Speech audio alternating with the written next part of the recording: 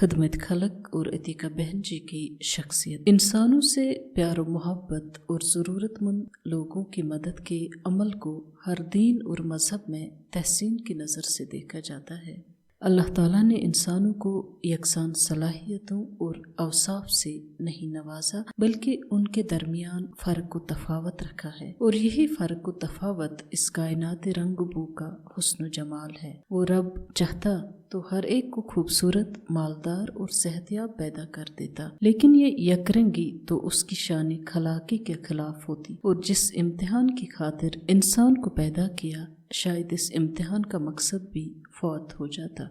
खिदमत खलक का जज्बा और अमली खिदमत इंसानियत की मिराज है, और माशरे की मौजूदा नफ्सा नफसी की सूरत हाल में खिदमत खलक करने वाले लोगों की मौजूदगी माशरे के लिए ऑक्सीजन का दर्जा रखती है। कुरान मजीद और रसूल अकरम सल्लल्लाहु अलैहि वसल्लम की तालीमात और सीरत ने सिखाया है कि सबसे अच्छा और बेहतरीन इंसान वो है जो दूसरों को फ़ायदा पहुँचाए और किसी को तकलीफ़ न दे, गरीबों, मिस्कीनों और आम लोगों के दिलों में खुशियाँ भर दे, उनकी ज़िंदगी के लम्हात को रंजुगम से पाक करने की कोशिश करें। इन तमाम औसाफ को मद्देनज़र रखकर जब मैं मोहतरमा अतीका बहन जी की अजीम शख्सियत की बात करूं, तो मुझे ये कहने में कोई हिचकिचाहट नहीं होगी कि अगर इंसानियत के उरूज की जीती जागती अमली सूरत देखने की सआदत हासिल हुई है, तो उन्हीं की शख्सियत में वो खजीना नज़र आया है। मुझे अपनी तमाम ज़िंदगी इंसानियत की खिदमत के लिए वक्फ कर देने वाली अजीम शख्सियत अतीका बहन जी के बारे में जितना भी तहरीर किया जाए वो कम है। उन्होंने अपनी ज़िंदगी का एक एक लम्हा कौम को अर्पण किया है। 16 साल में उनकी शफ़क़त में रही हूँ और उनकी शख्सियत का हर एक पहलू देखा है, और मुझे फ़ख्र है कि उनकी अज़मत के बारे में मेरे अदना कलम से कुछ तहरीर होने जा रहा है, जिसके बाद ज़रा सी तसल्ली मिलेगी कि उस कर्ज़ का ज़रा सा हिस्सा अदा हो गया जो कर्ज़ आब हयात की तरह मेरी ज़िंदगी के रोम रोम में मेरी हयात को मजबूत से मजबूत तर करता रहा है और करता रहेगा। यकीन मानिए उनकी अज़मत की कोई मिसाल नहीं।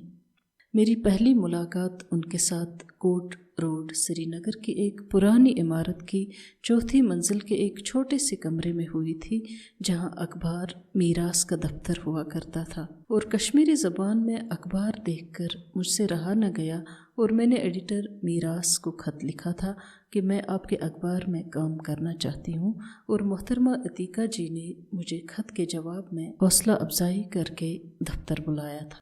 उनका नाम मैं बचपन से सुनती आई थी, जब स्कूल एजुकेशन महकमे में एक बारौब और बुर्दबार ऑफिसर की हैसियत से उन्होंने अपनी एक अलग पहचान कायम की थी।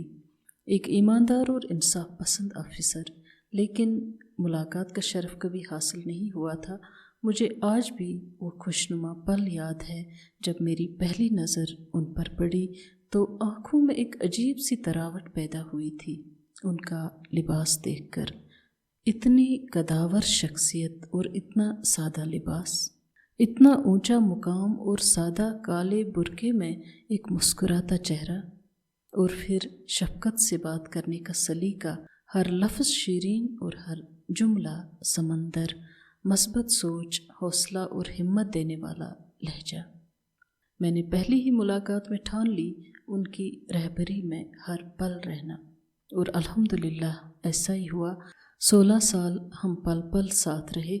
इन 16 सालों में उनकी शख्सियत का हर पहलू करीब से देखने का शर्फ हासिल हुआ। उनकी फलाही कामों का जिक्र तो इस मज़मून में मुमकिन ही नहीं, क्योंकि उन बहबूद के कामों का खुलासा कई किताबों में भी मुकम्मल नहीं हो सकता, क्योंकि कोई पल ऐसा गुज़रा ही नहीं जो उन्होंने अपने लिए सर्फ किया हो। हमेशा उनके काम करने के तरीके से ऐसा महसूस होता जैसे उन्होंने कसम खा रखी थी लोगों के दर्द गम मिटाने की।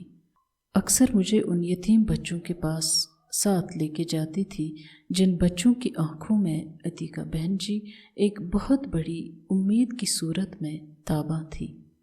उन बच्चों के बीच بیٹھ کر گھنٹوں ان کے ساتھ باتیں کرتی، ان کو ہنساتی، ان کے بال بناتی۔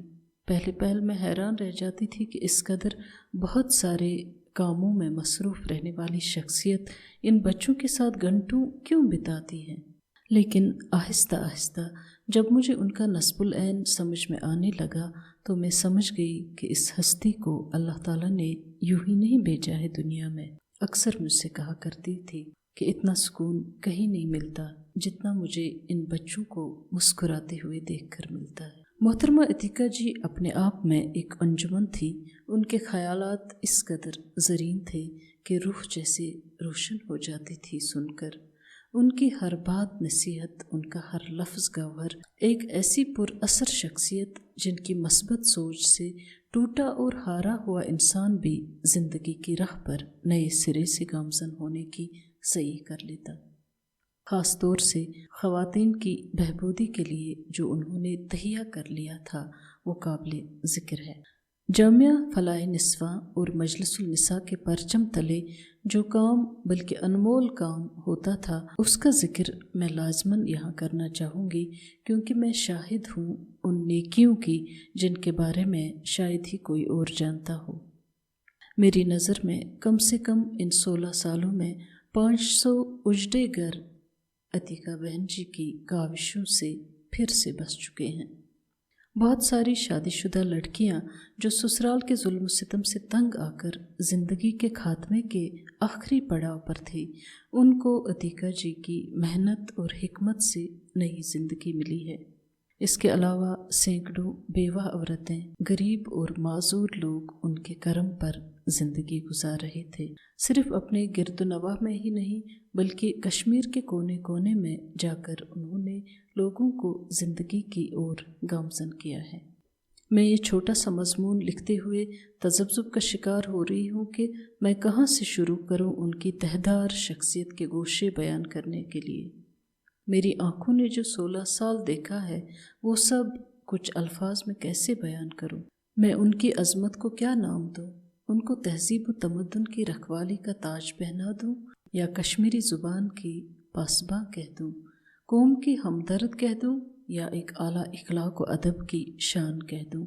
ایسا کون سا شعبہ ہے زندگی کا جس میں ان کی مہارت نہ تھی؟ میراث محل میں تہذیب کو سجا کر سنوارنے اور محفوظ رکھنے کا صحرا باندھوں یا پھر اس تہذیب و تمدن کو جمع کرتے ہوئے ان تھکے قدموں پر پلکیں رکھ دوں؟ کشمیر کے طول و عرض میں جا کر منت و سماجت کر کے لوگوں سے چیزیں خرید کر لا کر میراث محل سجانا، کتنی وسیع نظر تھی ان کی۔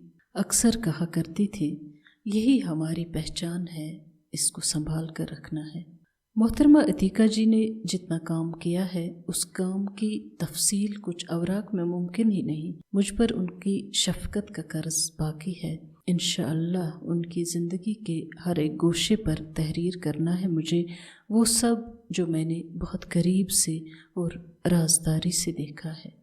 وہ نیکیاں جن پر یہ قوم ہمیشہ فخر محسوس کرے گی، ان نیکیوں اور عظیم کاموں کو میں رقم کر کے آنے والی نسلوں کے لیے عتیقہ بہن جی کا نام روشن آفتاب کی مانند رکھ دوں گی جو کرنیں بکھیرتا رہے گا۔ اللہ تعالیٰ اس عظیم ہستی کو جنت الفردوس عطا فرمائے، آمین۔